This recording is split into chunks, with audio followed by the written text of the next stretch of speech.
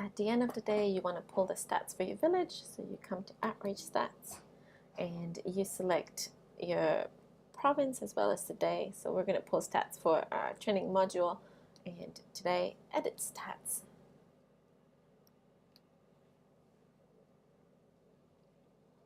And you want to update stats from forms. This is the first thing that you want to do.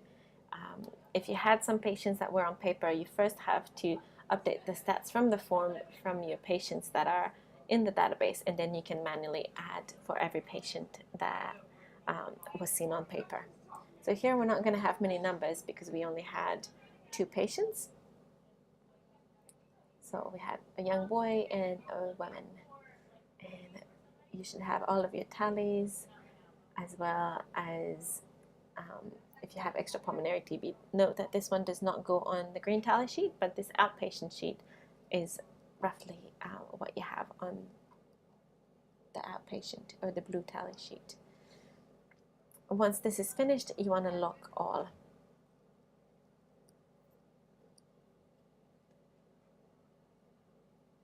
Same thing goes for a child health. You update stats from forms, and it will pull all of the children that you saw for immunization, whether they were reattendant or not, new children. This is much quicker than doing the tally sheets. Let me tell you, I love this. So once you have everything in here, if you did mass IMS, you can add the total here. You can add the schools that you've visited. So if you do a school visit, you want to add how many schools you've done here, and then you lock all.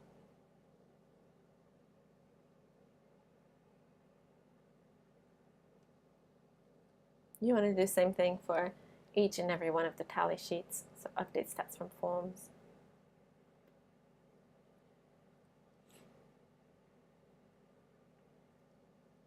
So we didn't have a reattending. We only had 1 new mama for an implant, and we had 1 new mama with the first dose TED Talks. If you have any birth in the facilities, this obviously does not pull from the patient cards, but this you would add manually. The malaria leprosy is the other one that you have to update from forms. And this will tell you only the positives that you've had. The failed would be the negatives. This is a good tool to use to double check with the malaria register book to see if you have the same numbers. And in the future, the leprosy will also pull. Then you can lock it. If you have a leprosy patient now, you want to put the information here if they are a new case of leprosy. Note that this is new cases only. If there are old cases, you do not put them in here, but you put them in the leprosy book. Hope that's not too confusing. You also want to fill out your preventative resources distributed. So in our case here, we had 1 pregnant mama, 1 birth kit, as well as 1 mosquito net.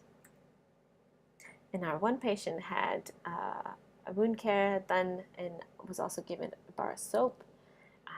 This in the future will pull automatically, but for now, we put them in and we lock our stats. Last but not least, at the end of the day, you also want to add any health promotion that you have done. So this is when you do your immunization flip charts at the beginning of the day, and you've gathered the whole village and everybody's listening. So you should always do the immunization flip chart. You should also always do the know when your child is sick right off the bat so that they're done. If any time during the day you have a little bit of a lull and your midwife is not busy, this is a great opportunity to teach about family planning. It might even give her some work to do, because sometimes the patients will be like, oh yeah, I do want family planning now that I think of it. The arm implant awareness should always be done at least with all of the mamas that receive the implant. So if anybody receives the implant, they have received that awareness, or they should not receive the implant. All of the mamas that are seen by the midwife because they're pregnant should receive the teachings about danger signs in pregnancy, the antenatal flip chart, as well as the labor, birth, and postnatal care flip chart. So we've had 1 pregnant mama, 1, 1, and 1. If you do all of the pregnant mamas together, you can count it as 1 session. If you do them all individually and you see 5 pregnant mamas, then you would have 5 sessions of each of those topics. TB flip chart is always a good one to do.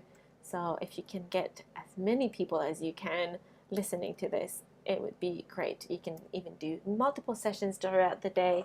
The patients that are there at the beginning of the day might not be there at the end of the day, and this is good for everybody to know. So anything that you teach about, you can put it here. If you teach about something that is not recorded, you can write a note about what you taught, and you can tally here as well as the number of sessions. And that is all for the stats.